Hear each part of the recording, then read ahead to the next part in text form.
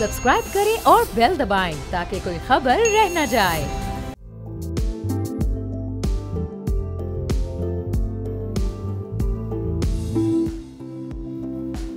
अस्सलाम वालेकुम, मैं अरबाब जहांगीर। आप देख रहे हैं प्रोग्राम व्यापार। कुछ ही देर में मॉनेटरी पॉलिसी का ऐलान होना है और उम्मीद है कि आज भी एक बड़ी कमी मॉनेटरी पॉलिसी में एक्सपेक्टेड है। गो के अभी भी ये कहा जा रहा है कि एक सेफ साइड के तौर पे जो ड्यू रिलीफ है वो शायद पूरा का पूरा स्टेट बैंक की जानिब से ना आवाम तक मुंतकिल किया जाए। जो बिजनेस कम्युनिटी की डिमांड है शायद वो मुकम्मल तौर पर फुलफिल इस रिव्यू में ना की जाए, बल्कि थोड़ा सा अगले रिव्यू के लिए भी कुछ बचा कर रखा जाए। लेकिन देखते हैं कि कुछ देर बाद जब ऐलान होगा तो क्या सूरत हाल बनेगी। और इसी तनाजुर में आज जब हम पाकिस्तान स्टॉक एक्सचेंज की सूरत हाल देखते हैं तो वहाँ भी 1000 से ज़ायद पॉइंट्स का एक बड़ा ज़बरदस्त इजाफा हुआ। जो वीकेंड था उस पर मार्केट थोड़ा सा डाउन हो गई थी, लेकिन एक बार फिर अपवर्ड ट्रेंड आज दोबारा शुरू हुआ है।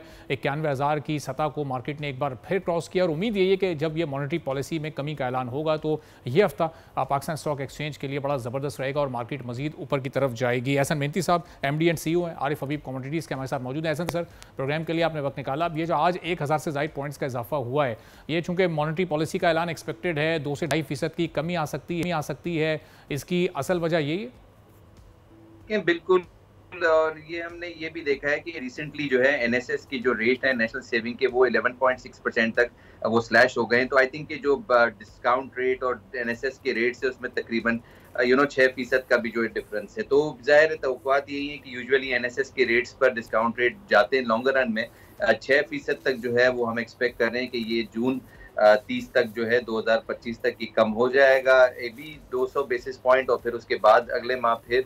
तो आई थिंक कि ग्रेजुअली जो है जो 7.2% इन्फ्लेशन आया है उसके बाद जो है वो अपेरेंटली नजर आ रहा है कि ग्रेजुअली जो है 6 से 7% इंटरेस्ट रेट गिरेंगे। बट जाहिर है इसमें कुछ वक्त लगेगा और जिस तरह से आपने कहा कि वो एक साथ नहीं होगा, स्टेप्स के अंदर जो है वो हमें नजर आ रहा है कि वो कम होंगे और फिर मार्केट आउट परफॉर्म कर रही है इसी बेसिस पर। तो ऐसा इस वक्त जितने भी पॉजिटिव इंडिकेटर्स हैं वो हमें नजर आ रहे हैं, बहुत सारी चीज़ें अंडर कंट्रोल लग रही हैं। इन्फ्लेशन रेट इस वक्त कंट्रोल में आ चुका है, IMF के साथ डील इस वक्त हो चुकी है। फिर ये जो ड्यू रिलीफ है बिजनेस कम्युनिटी को, वो क्यों इस तरह से इंस्टॉलमेंट्स में वो मिल रहा है कि 2% की कमी, 1.5% की कमी, फिर 2% की कमी, ये एक साथ 4, 5, 6% की सूरत में क्यों नहीं मिल रहा है जब इन्फ्लेशन रेट इतना नीचे जा चुका है? तो देखिए, अगर 6% एक साथ कर दिया तो रुपी भी जो है उसकी स्टेबिलिटी का भी मसला होगा। दुनिया भर से रेमिटेंसेज आती हैं, अब रिकॉर्ड $30 बिलियन से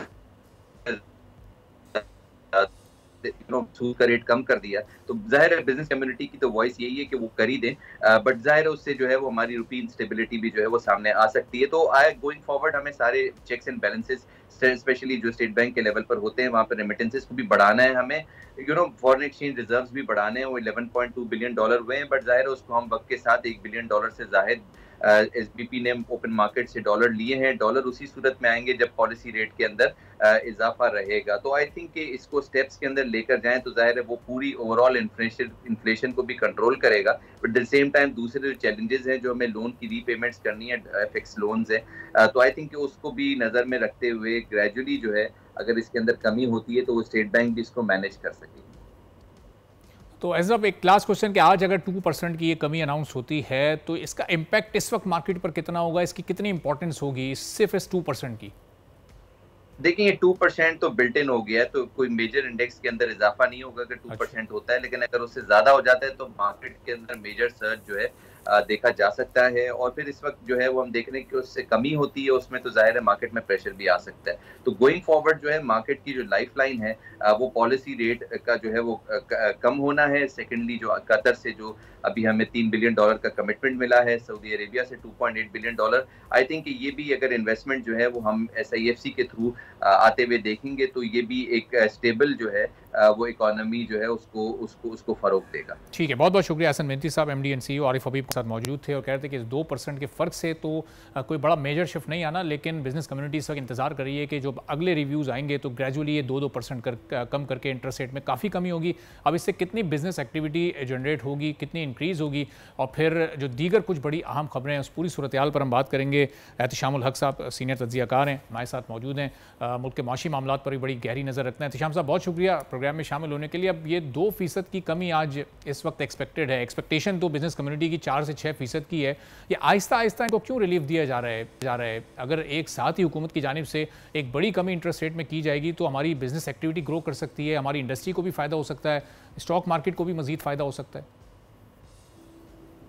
देखिए अरबाब, ये तो IMF की बड़ी कड़ी शराइत में से ये शर्त आपने देखा हमेशा रखी गई कि जी आपने इंटरेस्ट रेट जो है ना वो इतनी तेज़ी के साथ नीचे लेके नहीं जाने, जबकि उन्हें पता है कि जी इंटरेस्ट रेट अगर ज़्यादा होंगे तो जाहिर सी बात है कौन बोरो करेगा, कौन फैक्ट्री लगाएगा, कौन इन्वेस्ट करेगा, ये तो एक बड़ा अहम सवाल है। लेकिन जिस अंदाज से आपने देखा कि चीज़ें आहिस्ता आहिस्ता ठीक हो रही थी और लग रहा था कि मामला नीचे की तरफ जाएगा और 17.5% तक ये इंटरेस्ट रेट आए तो 2% तो मामूली बात है, लोग तो 5% की बात कर रहे हैं। आप बाकी देखें ना, इस इन्वेस्टमेंट स्टार्ट होकर रहेगी, चाहे लोकल है अरबाब चाहे बाहर की है। बहुत सारे हालात जो है ना वो बताए जा सकते हैं क्या वजह है, लेकिन बुनियादी वजह यही है कि IMF का शदीद दबाव है। IMF तो आप देख लें वो तो बेल्ट टाइटनिंग की बात करता है, उसके अलावा कोई दूसरी बात ही नहीं करते। उन्हें तो ग्रोथ की कोई सिरे से परवाह नहीं है। लोग कहते हैं, हुकूमतें कहती हैं कि ग्रोथ नहीं होगी तो कैसे जॉब क्रिएशन होगी, ओवरऑल डेवलपमेंट कैसे होगी, पॉवर्टी कैसे ख़त्म होगी। वो कहते हैं नहीं भाई ये इंश्योर करें कि जो पैसा हम आपको दे रहे हैं वापस कैसे करेंगे। तो ये तो एक बड़ा वाज़े तौर पे कोई ख़बर की बात नहीं कि IMF का हर वक्त शदीद दबाव रहता है। ये तो जब वो फंस जाते हैं कि जी मार्केट डायनामिक्स जिस तेज़ी के साथ तब्दील होते हैं वहाँ पे पाकिस्तान हुकूमत को कहीं ना कुछ करना पड़ता है। अब जिस तरह सारी दुनिया में आप देख लें इंटरेस्ट रेट नीचे आए, ख़ास तौर पे फेडरल रिजर्व के, उसके बाद तो सारी दुनिया के इंटरेस्ट रेट नीचे आ गए। तो अब तो ये हो नहीं सकता कि ये इंटरेस्ट रेट इतने भारी रख के आप कोई मुल्क में कोई बेहतर एक्टिविटी, कोई जिसको कहते हैं सरमायाकारी, लोकल इन्वेस्टर को आप ल्योर कर सकते हैं जो बाहर चले गए हैं, बड़ी तेज़ी के साथ जा रहे हैं। पासपोर्ट 2-2, 2.5 महीने के बाद अर्जेंट पासपोर्ट जो है ना फीस लेके भी नहीं बन रहे, इसलिए लोग जा रहे हैं यहाँ से। तो मेरा ख्याल है लोगों की तवक्कुआत तो जिस अंदाज से है। दूसरी तरफ देख लें इंटरनेशनल प्राइसेस तेज़ी के साथ 69 डॉलर पर बैरल हो गई है, फिर हमारे यहाँ पेट्रोल की प्राइस बढ़ा दी जाती है। हुकूमत तो सारा निज़ाम अपना तय करती है कि जो बजट के वक्त फिगर रखे होते हैं उनको पूरा करने के लिए ये सारा कुछ किया जाता है। मिर्ज़ा इश्तियाक बेग साहब भी हमारे माशियात हैं, हमें ज्वाइन कर चुके हैं। तो मिर्ज़ा इश्तियाक बेग साहब ये वज़ीर आज़म काबीना इजलास के बाद ये गुफ्तगू कर रहे थे, आज़रबाईजान 2 अरब डॉलर्स की इन्वेस्टमेंट करना चाहता है। इसके अलावा जो पिछले दौरे इस वक्त वज़ीर आज़म के गुजरे कतर का और सऊदी अरब का, वो उसको भी बड़ा कामयाब करार दे रहे हैं, लेकिन अभी तक अमली तौर पर किसी भी मुल्क को पिछले 2-4 महीनों में इन्वेस्ट करते हमने देखा नहीं है। MOUs बहुत साइन हो चुके हैं, कोई 3 दर्जन से ज़ायद के करीब, लेकिन ये इन्वेस्टमेंट आएगी कब दर हकीकत? देखिए इन्वेस्टमेंट कोई एक दिन में नहीं आती। इन्वेस्टमेंट के लिए डेफिनेटली पहले एक फतह जो है वो तैयार करनी पड़ती है। सबसे अच्छी चीज़ ये हुई कि जब IMF से हमारा मुआहदा हो गया तो उन्होंने हमारी मईशत को एक अच्छी चिट दे दी, यानी कि पाकिस्तान की जो मईशत है वो सेहतमंद है। जिसके बाद आपने देखा कि दूसरे फाइनेंशियल इंस्टीट्यूशन जो थे, जिसमें वर्ल्ड बैंक भी था, जिसमें एशियन डेवलपमेंट बैंक भी था, दूसरे भी थे, उन्होंने भी पाकिस्तान के लिए ये कहा कि अगर पाकिस्तान जो है वो कोई लोन वगैरह के लिए अप्लाई करता हम उनको कंसिडर करेंगे, क्योंकि फिर उनको तब उनका एतमाद जो है कि IMF ने जब हमें सर्टिफाई कर दिया है तो फिर अब उनको कोई घबराने की ज़रूरत नहीं है। दूसरी एक पॉजिटिव चीज़ ये हुई है कि PTI पहले हमेशा इस तरह की बातें करती रहती थी कि हुकूमत 3 महीने की मेहमान है, 4 महीने की मेहमान है, मगर जब से ये अमेंडमेंट हुई है उसके बाद एक चीज़ बड़ी क्लियर हो गई है कि इंशाल्लाह ये हुकूमत जो है अपनी टर्म जो है वो पूरी करेगी। ये 2 पॉजिटिव चीज़ों के होने के बाद ये आपने देखा है कि एकदम से बाहर के जो कंट्रीज थे वो पाकिस्तान की, पहले तो पाकिस्तान जो है एक बहुत अच्छी इन्वेस्टमेंट करने के लिए जगह है, क्योंकि रेट ऑफ इन्वेस्टमेंट जो है, जो रिटर्न है उनको वो बहुत अच्छा मिलता है कंपेयर टू वेस्टर्न कंट्रीज। इस वक्त अमेरिका और यूरोप को आप लें, इंग्लैंड को आप लें, तो आप यकीन करें कि कोई आदमी वहाँ पे इन्वेस्टमेंट करने को तैयार नहीं है। उसकी वजह यह है कि वहाँ पे इतने ज़्यादा टैक्स लगे हुए हैं कि इन्वेस्टर्स के लिए वो कोई सबसे अच्छी जगह नहीं है। तो दूसरी बात यह है कि हमारी इकोनॉमी जो थी, जो पिछले 2 साल से जैसे आपने देखा था डिप्रेशन का शिकार थी, अब उसके अंदर बहुत बेहतरी आ रही है। हमारे रिजर्व्स, कल लास्ट ईयर जब मैं आपसे बात कर रहा था तो हमारे स्टेट बैंक में 4 अरब के रिजर्व्स थे जी। आज 11 अरब से ऊपर के रिजर्व्स हमारे स्टेट बैंक में हैं और 6 अरब डॉलर के रिजर्व जो हैं वो हमारे कमर्शियल बैंक में पड़े हैं। इसी तरह हमारी जो महंगाई की तरह थी वो आपने देखा है कि अब कितनी कम हो गई, कहाँ पे हम 35-40 तक पहुंच गए थे, अब उसके अंदर भी कमी आई है। अभी आप अपने प्रोग्राम में भी ये डिस्कस कर रहे थे कि इंटरेस्ट रेट जो है वो भी इस बार इंशाल्लाह उम्मीद है कि अनदर 2% इसके अंदर कमी आएगी। ये भी एक बहुत पॉजिटिव चीज़ है कि इंटरेस्ट रेट भी हमारा हो रहा है। इन्फ्लेशन रिमिटेंसेस हमारी बहुत बड़ी है। आप हैरान हो जाएंगे कि तकरीबन इस साल हमें $1 बिलियन से ज़्यादा की रिमिटेंसेस हमें आई हैं। ये भी हमारे लिए एक पॉजिटिव चीज़ है। अब आ जाइए कि रिमिटेंसेस के अलावा एक्सपोर्ट्स के अंदर हमारा इजाफा हुआ है। टेक्सटाइल एक्सपोर्ट्स हमारी बढ़ी हैं, हमारी IT की एक्सपोर्ट्स बढ़ी हैं। उन सबको तो आप छोड़ दीजिए, आपको ये सुन के बड़ा ताज्जुब होगा कि पाकिस्तान ने इस साल $4 बिलियन के राइस एक्सपोर्ट्स किए हैं। तो अब माशाल्लाह चीज़ें जो हैं, महंगाई की शरह में कमी आ रही है, चीज़ें सही हो रही हैं, बाहर के इन्वेस्टर पाकिस्तान का रुख कर लें। और देखिए, किसी भी कंट्री की जो मईशत का जो बैरोमीटर होता है वो स्टॉक एक्सचेंज होता है। स्टॉक एक्सचेंज आपने देखा है कि अपनी पुरानी सब हदों को जो है वो अबूर कर चुका है। तो ये सब पॉजिटिव साइन है और आप देखेंगे कि इसके समरात भी आने शुरू हो गए हैं और अब चीज़ें हमारी बेहतरी की तरफ जा रही हैं। लेकिन इश्तियाक साहब, हमारी ही इंडस्ट्री के लोग हमें ये बताते हैं ना कि ये चावल की तो इसलिए एक्सपोर्ट बढ़ गई कि इंडिया मार्केट में नहीं था। अभी जब इंडिया वापस मार्केट में आ गया तो फिर इसको मेंटेन करना ही बड़ा मुश्किल हो जाएगा। जो कॉस्ट ऑफ डूइंग बिजनेस इस वक्त हमारा है, जो हमारे टैरिफ्स हैं एनर्जी के, वो इतने हाई हैं कि इंडस्ट्री को इस वक्त मुश्किल हो गया इंडस्ट्रीज को चलाना और अपने खर्चे पूरे करना। तो वो वहाँ पर वो मसाइल का शिकार हैं। एक्सपोर्टर्स के लिए टैक्स बढ़ चुका है, वो उस एंड पर उनके लिए एक मुश्किल है। इन्फ्लेशन रेट अगर सिंगल डिजिट में आ चुका है तो फिर इतनी आहिस्तगी के साथ ये इस वक्त जो शरह सूद है इसमें क्यों कमी की जा रही है? फिर ये इंटरेस्ट रेट को भी बहुत तेज़ी के साथ नीचे लाया जा सकता है ना। अगर ये इंटरेस्ट रेट जेन्युइनली अगर इन्फ्लेशन रेट अगर जेन्युइनली कंट्रोल में है तो फिर इंटरेस्ट रेट क्यों ही एक साथ कंट्रोल में आ रहा है? देखिए, आपने बड़ा अच्छा सवाल किया है। मैं खुद federation of Pakistan chamber of commerce का वाइस प्रेसिडेंट रह चुका हूँ। आपको ये हैरान होगी कि अमेरिका में और यूरोप में अगर 0.25% इंटरेस्ट रेट कम होता है तो वहाँ पे उसको एक बहुत बड़ा अप्रिशिएट किया जाता है। कभी भी किसी कंट्री के अंदर इंटरेस्ट रेट आप कोई 5% या 10% एक साथ उसको आप कम नहीं कर सकते। इसको ग्रेजुअली ये ऊपर जाता है और ग्रेजुअली लास्ट टाइम भी जो स्टेट बैंक की मीटिंग हुई थी, क्वार्टरली मीटिंग, जिसमें शायद 2% कम हुआ था। अगर इस बार भी हमारा 2% कम हो जाता तो एक पॉजिटिव चीज़ है। मेरे ख्याल से पॉजिटिव चीज़ों को हमें अप्रिशिएट करना चाहिए। अब आपका जो एक दूसरा सवाल था कि जी वो इंडिया का राइस क्योंकि बंद होगी, देखिए बात ये नहीं होती है। मैंने सिर्फ एक्सपोर्ट की बात की है कि चार, और एक चीज़ मैं आपको बता दूँ, मैं हर साल मोरक्को का ऑनरी कौंसल जनरल हूँ और वहाँ पे बिरयानी फेस्टिवल कराता हूँ। जिसने हमारा बासमती राइस खा लिया फिर वो इंडिया के राइस के ऊपर नहीं जाएगा। तो जब हम अपनी एक जगह बना लेते हैं और लोग यूज्ड टू हो जाते हैं, एक टेस्ट डेवलप हो जाता है, तो कल अगर इंडिया अपनी एक्सपोर्ट भी शुरू कर देता है तो ये नहीं है कि वो लोग जो हैं सडनली $4 बिलियन पे छोड़ के उनका बनाना शुरू कर देंगे, क्योंकि इम्पोर्टर्स किसी के दोस्त नहीं होते। तो पॉजिटिव चीजें हो रही हैं और शहबाज शरीफ साहब जितनी मेहनत कर रहे हैं, इस वक्त देखिए एक वक्त था कि पाकिस्तान आइसोलेशन का शिकार था। अभी आपने देखा नहीं है कि सऊद की जो वक्त आया है, कितना बड़ा वक्त आया है, और ना सिर्फ वक्त आया है जी, वो खुद पाकिस्तान में कुछ करना चाहते हैं और ये कोई पाकिस्तान की मदद नहीं कर रहे हैं, ये उनके फेवर में भी गए। क्योंकि जिस नहीं मिर्जा, आप कह रहे हैं इन्वेस्टमेंट पॉइंट ऑफ व्यू से पाकिस्तान बड़ा एक आइडियल प्लेस है। अभी इस पर एक सवाल जरा मैं एहतिशाम साहब की तरफ लेकर जाता हूँ, फिर आपसे भी इस पर कमेंट लूँगा। अब एहतिशाम साहब, ये बहुत ज़्यादा वक्त लग रहा है फॉरेन डायरेक्ट इन्वेस्टमेंट आने में, और क्या उसकी एक वजह ये भी है कि हम हमने अपने लोकल इन्वेस्टर्स का मोराल इतना डाउन कर दिया? अभी जब प्राइवेटाइजेशन का मामला आया PIA में, हमने वो पूरा सारे सीन आपकी भी नज़र से गुजरा, तो ये किस तरह का हमने माहौल क्रिएट किया कि 5 बिडर्स ही पीछे चले गए, सिर्फ एक बिडर, और फिर वो जो बोली लगाई गई बाद में फिर वो डिटेल्स बता रहे हैं कि जी एसेट्स तो हमें दिए ही नहीं जा रहे थे, हमें तो कुछ भी नहीं मिल रहा था चंद एक जहाज़ों के अलावा और मैनेजमेंट की अथॉरिटी के अलावा। तो ये अगर हम लोकल इन्वेस्टर्स का मोराल इतना डाउन कर देंगे तो उससे क्या एक इम्पैक्ट क्रिएट होगा फॉरेन डायरेक्ट इन्वेस्टमेंट पर भी? मेरा ख्याल है, और बाबा आपने पहले जो सवाल पूछा था बड़ा अच्छा आपका सवाल था कि जी क्या वजह है कि जी नारे इतने लगाए जाते हैं, दावे इतने किए जाते हैं। और आपको याद होगा नवाज शरीफ साहब की जो पहली हुकूमत थी, शहबाज शरीफ साहब की अबूरी हुकूमत, उस वक्त $100 बिलियन से हम शुरू हुए थे फॉरेन डायरेक्ट इन्वेस्टमेंट के हवाले से। अल्टीमेटली $25 बिलियन पे आके बात रुकी और फिर 15 बिलियन पे, और लेटेस्ट अब यही है कि 2.2 से 2.8 बिलियन डॉलर की आ गई।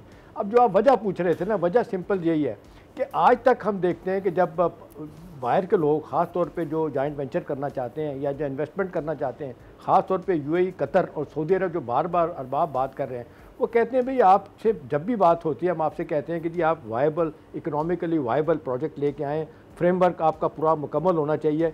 लेकिन हमने देखा कि ये जो इससे पहले इन्वेस्टर सऊदी आए थे, कुछ नहीं हुआ। उसके बाद से ये हुआ कि सऊदी इन्वेस्टमेंट के वज़ीर ने भी ये बात मानी कि जी इस दफ़ा इन्होंने होमवर्क किया हुआ था, चीज़ें लेके आए थे प्रॉपर तरीके से, तो हमने फ़ैसला किया ना सिर्फ 2.2 का बल्कि 600 बिलियन हमने बढ़ाने का और भी ऐलान कर दिया। तो बात यह है कि जब आप घर में चीज़ें लोगों को नहीं देंगे, जो बुनियादी चीज़ें जो फ्रेमवर्क प्लानिंग कमीशन ने बनाना होता है, उस पर मेहनत करके आप लोगों को बताएं कि जी ये इन्वेस्टमेंट के लिए जगह हैं, ये सेक्टर हैं, तो मेरा ख्याल है डेफिनेटली लोग आएंगे। लोगों को चाहिए प्रॉफिट चाहिए, लोग इन्वेस्टमेंट के लिए आना चाहते हैं।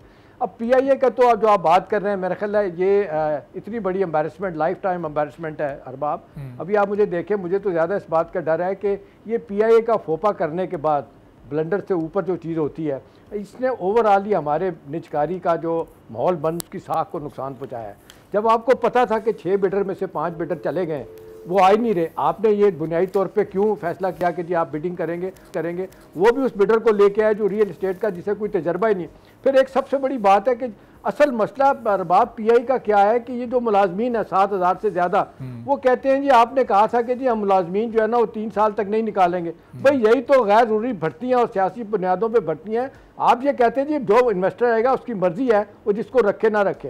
तो मेरा ख्याल है इसका बड़ा नुकसान हुआ है, ना सिर्फ इसको बल्कि और जितने भी इन्वेस्टर्स थे वो तो ये कहते हैं कि ज़्यादा से ज़्यादा किसी भी एयरलाइन को चलाने के लिए और जो पीआईए का इंफ्रास्ट्रक्चर है उसको चलाने के लिए 2,000 या मैक्सिमम 2,200 लोगों की ज़रूरत है। इसका मतलब 5,000 इजाफी बंदा वहाँ मौजूद है।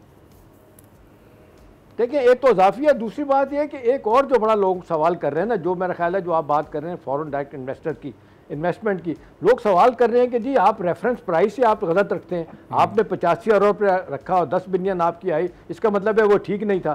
तो आप लोगों को कैसे यकीन दहानी कराएंगे अरबाब कि जो आप रेफरेंस प्राइस मुकर्रर कर रहे हैं किसी के उदारे को बेचने की, वो सही है? तो मेरा ख्याल है देख इससे भी इमेज पाकिस्तान का ख़राब हुआ है। अब देखना यही है कि अब उसके बाद जो मजाक शुरू हो गया, नवाज शरीफ साहब ने बयान ठोक दिया, उसके बाद आज अज़मा बुखारी ने कहा नहीं करेंगे। ऊपर से आप देखें वो सबसे पहले तो केपी के गवर्नमेंट से आया ना कि केपी के गवर्नमेंट तैयार है, 20 अरब लगाने के लिए तैयार है, तो केपी के गवर्नमेंट ने उसका आगाज किया, फिर वो एक भेड़चाल चल निकली। देखें इसमें आखिरी बात बताऊं, जो कहा जा रहा है, जो खबरें आ रही हैं कि कतर और सऊदी अरब वो सीरियस इन्वेस्टर वहाँ पे बैठे हुए हैं, उनको लाया जाए। कतर एयरलाइन तो आप देखते हैं जिस तरीके से कामयाब इतनी एयरलाइन है, इसी तरह से सऊदी अरब भी इन्वेस्टमेंट चाहता है। अब कहने वाली बातें इस्लामाबाद में ये भी होती हैं कि जी इनको लाया जाए, ये सीरियस लोग हैं, बात हो सकती है। आपका लोकल इन्वेस्टर जो है वो तो चाहता है इस पर जरा मैं उन्हें पौने दांव पे चीजें इश्तियाक साहब से भी जरा इस पर उनकी राय लें। तो इश्तियाक साहब ये क्या सूरत है, क्या प्रेसिडेंट सेट की है हमने, चूंकि आगे स्टील मिल है, HBFC है, कई डिस्कोज हैं, कई और ऐसे सरकारी इदारे हैं जिनको अभी प्राइवेटाइज करना था। अगर हमने पहली ही मिसाल ऐसी बना दी है, आपका लोकल इन्वेस्टर ये अगर डर जाएगा तो इंटरनेशनल इन्वेस्टर आके कैसे इस प्राइवेटाइजेशन में हिस्सा लेगा? देखिए अरबाब साहब, सबसे पहले तो मैं इसको डिफेंड नहीं कर रहा हूँ। I totally agree with you कि प्राइवेटाइजेशन का जो ये पीआईए का हुआ है वो सही तरीके से, मैच्योर तरीके से हैंडल नहीं हुआ। बट ये कॉन्सेप्ट भी गलत है कि पीआईए की जो कीमत है वो 10 अरब लगाई गई है, क्योंकि जिस पार्टी ने ये कीमत लगाई थी उसने 200 अरब की रिस्पॉन्सिबिलिटीज थी, जो इसके पर हमारी थी, बैंकों के कर्जे थे, वो भी उसने इसके साथ लेने को कहा था। टोटल 210 बिलियन जो है वो उन्होंने एक तरह की इसकी बोली लगाई थी। सही, यानी टेक्निकली 210 अरब की वो बोली हो गई। हाँ 210 की थी ना, क्योंकि जी इस पे 200 बिलियन साहब ये जो हुकूमत ने कहा था कि जो नया इन्वेस्टर आएगा $500 मिलियन इन्वेस्ट करेगा, उसका नाम ही नहीं लिया किसी ने। नहीं जी, मैंने उनको सुना है और उन्होंने खुद ये कहा है कि सर ये बोली 10 की नहीं है, क्योंकि 200 बिलियन की जब हम ले रहे हैं तो उसका मतलब है कि 210 जो है वो हमारी आ रही है। अब आ जाइए जी, देखिए सबसे बड़ी प्रॉब्लम हमें ये आ रही है। कल ही मैं, क्योंकि मैं खुद कॉलम भी तहरीर करता हूँ, मैं कॉलम तहरीर कर रहा था इस वक्त 7,000 तो हमारे मुस्तकिल एम्प्लॉयज़ हैं और 3,000 हमने कॉन्ट्रैक्ट पे ले रखे हैं, 10,000 हैं।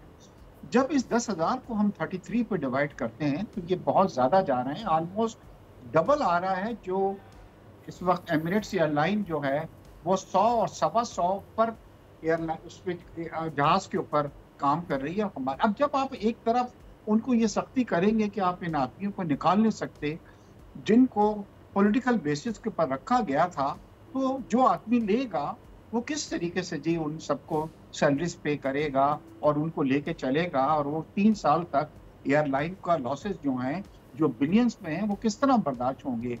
तो मेरे ख्याल से इस वक्त जरूरत इस बात की है कि दोबारा मिनिस्टर साहब ने भी बड़ा अच्छा कल बयान दिया है, उन्होंने भी कहा है कि हम इसको दोबारा रिव्यू करेंगे और देखेंगे कहाँ पे। मैं परसों जी एक और इन्वेस्टर से उनके साथ बैठा हुआ था और उनसे भी हमारी यही बात हो रही थी कि शुरू में वो बहुत एक्टिव थे आरिफ हबीब साहब और बाद में उन्होंने हिस्सा नहीं लिया। तो जी सबसे बड़ी जो परेशानी आ रही है लोगों को वो एम्प्लॉइज की बहुत ज्यादा आ रही है, क्योंकि और देखिए हुकूमत भी अपनी जगह सही है। साहब थोड़ा सा शेयर्स का भी प्रॉब्लम था ना, क्योंकि आरिफ हबीब साहब से बात हुई थी मेरी प्रोग्राम में, तो वो चाह रहे थे कि 70 to 75% से ज्यादा के शेयर्स वो खरीदने में दिलचस्पी रखते थे, जबकि हुकूमत तो 60% से ज्यादा बेचने में तैयार ही नहीं है। इसमें हुकूमत का इंटरफेरेंस जो है वो खत्म हो जाए, क्योंकि कल जो आदमी लेता है और हुकूमत के पास एक बड़ा परसेंटेज है और वो कहती है कि नहीं जी आप इन एम्प्लॉयज को रिटेन करेंगे तो आपकी फैसिलिटी तो इधर ही खत्म हो जाती है। थोड़ा सा हमें, और दूसरा देखिए ये हमारे मुल्क में एक जुमला इजाजत दें बोलने के लिए जी, मैं जरा कंप्लीट कंप्लीट कर ले फिर आप। और डायमेंशन भी इसकी है, देखिए $2 बिलियन जो है ना हमने जाया कर दिया, 1 बिलियन $1.5 बिलियन हमने कंसेशन। मैं इत्तिशाम साहब आता हूं ब्रेक के बाद, आपके बाद डिटेल से जरा जो है ना वो हमने जाया कर दिया। इश्तियाक साहब कंप्लीट कर लें, फिर ब्रेक के बाद मैं डिटेल से आता हूं इत्तिशाम साहब का कर्जा देने के लिए। ठीक है जी इश्तियाक साहब कंप्लीट कर लीजिएगा। मैं अच्छा हाँ, दूसरी चीज जी मैं आपको अरबाब साहब ये बताना चाहता हूँ कि इसमें कोई ये बहुत अच्छी डील नहीं है कि बाहर के इन्वेस्टर्स आएँ और कतर एयरवेज आएँ और दूसरे लगाएं, क्योंकि होता ये है कि जब वो अपना प्रॉफिट लेके जाते हैं तो इस वक्त हमें ऑलरेडी बहुत प्रॉब्लम फेस होती है। आपको पता है कि इस वक्त कोई 2 और 3 बिलियन डॉलर के करीब जो है रिमिटेंसेस हो रही हैं, जो डिविडेंड हैं, जो प्रॉफिट्स हैं। अगर कोई पाकिस्तान की हमारी पार्टी है, ये कंसोर्शियम है और वो इसको लेके चला रहा है, तो कम से कम वहाँ पे हमें एडवांटेज ये भी मिलेगी कि वो अपना प्रॉफिट मुल्क से वहाँ डॉलर के अंदर जो है वो लेके नहीं जाएगा। और पाकिस्तान में अच्छे बड़े लोग हैं जो करने को तैयार हैं। तो मेरे ख्याल है कि ये मुश्किल फैसला ज़रूर है और ये एक टेस्ट भी है हुकूमत पाकिस्तान के लिए, क्योंकि IMF का बहुत ज़्यादा हम पे प्रेशर है कि किसी तरीके से तमाम वो इंस्टीट्यूशन जो लॉस मेकिंग के अंदर चल रहे हैं उनको आप किसी तरीके से प्राइवेटाइज करें। मगर इतना आसान ये नहीं होता जितना एक प्रॉफिट मेकिंग जो वेंचर होता है उसको प्राइवेटाइज करना होता है। तो मुझे पूरी उम्मीद है इंशाल्लाह कि इसको दोबारा से रिव्यू करके इसको, और दोबारा से ये जो 5 बिडर्स थे अब वो इंशाल्लाह आप देखेंगे कि दोबारा आगे आएंगे। ठीक है, चलें इत्तिशाम साहब, इश्तियाक साहब साथ ही रहिएगा, एक छोटा सा ब्रेक के बाद वापस आएंगे, गुफ्तगू को यहीं से आगे बढ़ाएंगे।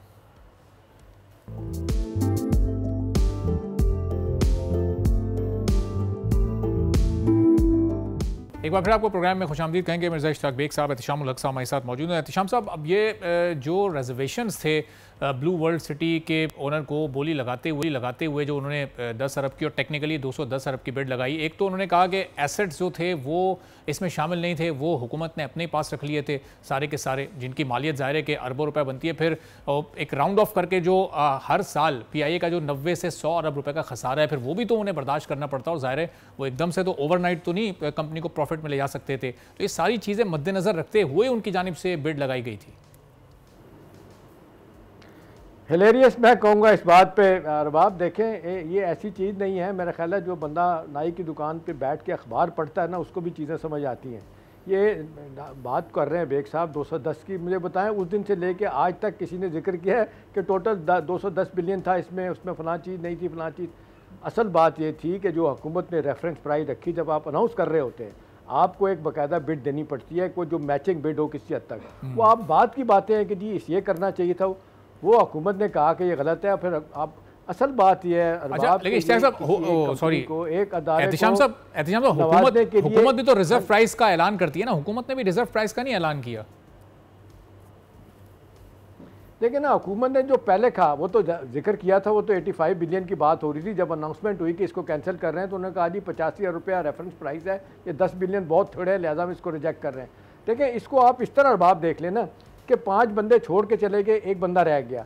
अब हमारे यहाँ होता क्या है कि किसी एक अदारे को प्राइवेटाइज करने के लिए जब आप ये काम कर रहे होते हैं तो लग रहा होता है कि आप किसी ख़ास कंपनी को फेवर कर रहे हैं। वो कंपनी भी जिसका कोई तजर्बा ही नहीं है एयरलाइन का, उसको आप दे रहे हैं। वो कोई बहुत बड़ी रियल स्टेट में भी ऐसी कंपनी नहीं है कि जो बहुत कुछ एंजॉय कर रही हो। लेकिन अब बैकग्राउंड में चीज़ें ख़राब होती हैं। ये PI के साथ जो हुआ, अभी थोड़ा दिन पहले SCO की कॉन्फ्रेंस हुई, आपको पता है ये एक इस्लामाबाद के बड़े होटल में होने जा रही थी। तो वहाँ पे CDA के चेयरमैन ने प्राइम मिनिस्टर को कहा कि जी हमारे पास ये जिन्ना कन्वेंशन हॉल पड़ा है अपना हुआ, तो इस पर नहीं करते। प्राइम मिनिस्टर ने कहा अच्छी बात है, पैसे बचाते हैं। 5 अरब रुपया दिया गया फौरी तौर पे कि जी रेनोवेशन की जाएगी, और लाहौर की एक कंपनी मुझे पता है जिसको ये ठेका दिया गया। तो हमारे यहाँ नवाजा जाता है। अभी देखें, खाया पिया कुछ नहीं, गिलास तोड़ा 12 ने, 2 अरब रुपया इस पे जाया हो गया। तो इश्तियाक साहब, अभी हमने देखा कि 8 अक्टूबर को पिछले महीने जब इस्लामाबाद एयरपोर्ट की आउटसोर्सिंग हुई, वहाँ भी एक सिंगल बिडर को, वो एक टर्किश कंपनी थी, उनको वहाँ बिडिंग में कामयाब करवाया गया, और एक दूसरे बिडर को जो कि वक्त पे पहुँचे थे, टेक्निकली उन्हें आउट कर दिया गया। वो भी फिर एक इशू बना, वज़ीर आज़म ने उस पर एक इन्वेस्टिगेशन इंक्वायरी कमेटी भी बनाई। तो ये इस तरह से प्राइवेटाइजेशन और आउटसोर्सिंग के अमल को हुकूमत क्यों बेहतर तरीके से डील नहीं कर पा रही है? अरबाब साहब, देखिए, ये जो 5 लोग थे उनमें से 2 जो थे बिडर्स, वो मेरे अच्छे दोस्त हैं, और ये लास्ट 2 डेज में मेरी उनसे मुलाकात भी रही है, जिसमें एक जेरी के जो हैं बकरम वली मोहम्मद साहब से भी मुलाकात रही, और उसके बाद मेरी आरिफ हबीब से भी 2 मुलाकातें हुई। और आप यकीन करें कि किसी ने भी शफाफियत के ऊपर जो था वो कोई इस तरह के कंसर्न नहीं जाहिर किया।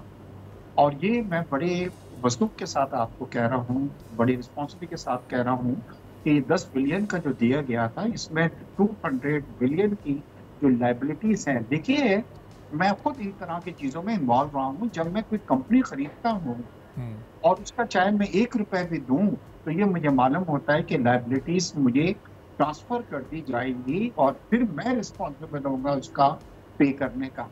ये एक मजाक बन गया है कि 10 बिलियन के फिगर को लेके कि PK के जनाब चीफ मिनिस्टर साहब जो हैं वो आ गए कि जी हम खरीदेंगे। उनसे सूबा नहीं संभाला जा रहा, उनके पास पैसे नहीं हैं सैलरीज देने के लिए अपने एम्प्लॉइज को। वो जनाब PIA के जहाज चलाएंगे क्या, उसके ऊपर PTI का वो मतलब झंडा लगा के उसको मतलब पूरी दुनिया में लेके जाएंगे। इसी तरह अब दूसरे सूबे भी आ गए, तो ये मजाक बना लिया गया है। दूसरा, मैं इस पेपर में नहीं हूँ कि फॉरेन लोग आके हमारे एयरलाइन को करें, क्योंकि ये आपका नेशनल कैरियर है, ये आपके फ्लैग को कैरी कर रहा है। PTCL हमने जनाब किया था, दुबई की एक कंपनी थी इस्तेलात को। आपको पता है कि अभी तक हमें वहाँ से पेमेंट नहीं आई है, और इतनी ज़्यादा कॉम्प्लिकेशंस हो रही हैं, क्योंकि रोज़ाना वो ये कहते हैं कि फलानी चीज़ जो है वो भी शामिल होनी चाहिए, और PIA उससे बड़ा जॉइंट है। तो मेरे ख्याल ये है कि हमें बिल बर्दाश्त नहीं होना चाहिए, और जंप टू तो इश्तियाक साहब, ख्वाहिश का इजहार तो फिर मुस्लिम लीग नवाज़ ने भी किया, मरियम नवाज़ साहिबा ने, मियाँ नवाज़ शरीफ साहब ने, और ज़ाहिर है कि PI आज यहाँ तक पहुँचा है, तो इनके भी जो 3-4 अदवार हैं, वो पंजाब में हो, वो वफाक में हो, वो उन अदवार भी वो भी उसमें शामिल है ना PIA के खसारे को बढ़ाने में। जब वो उस वक्त अपनी हुकूमत में नहीं मैनेज कर सके, तो अब प्राइवेटली उसको खरीद के क्या कर लेंगे फिर?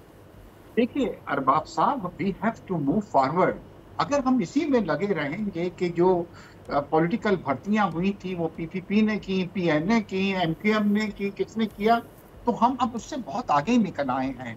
और मैं ये सोचता हूँ स्टिल कि प्रोविंसेस का ये काम नहीं है कि वो एयरलाइन चलाएं। एयरलाइन जो है वो प्राइवेट सेक्टर का काम है। इस वक्त देखिए कि पाकिस्तान में जितनी भी प्राइवेट एयरलाइन कर रही हैं वो बिलियंस कमा रही हैं, करोड़ों की मैं बात नहीं कर रहा हूँ, बिलियंस वो कमा रही हैं। तो प्राइवेट सेक्टर ही इस चीज को लेके चलता है।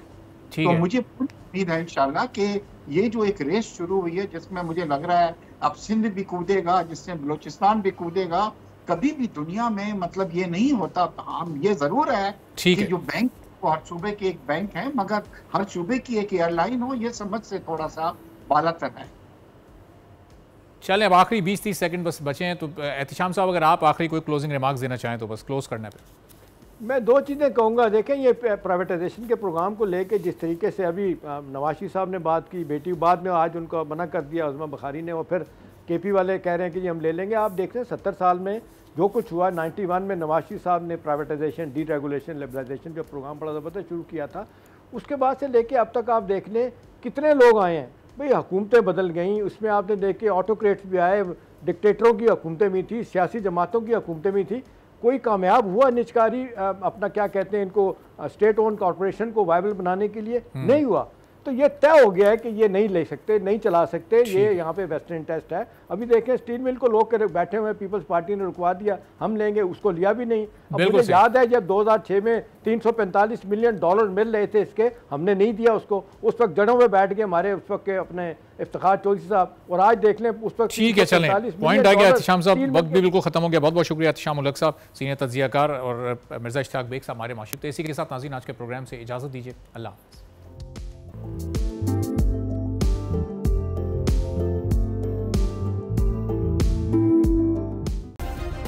सब्सक्राइब करें और बेल दबाएं ताकि कोई खबर रह न जाए।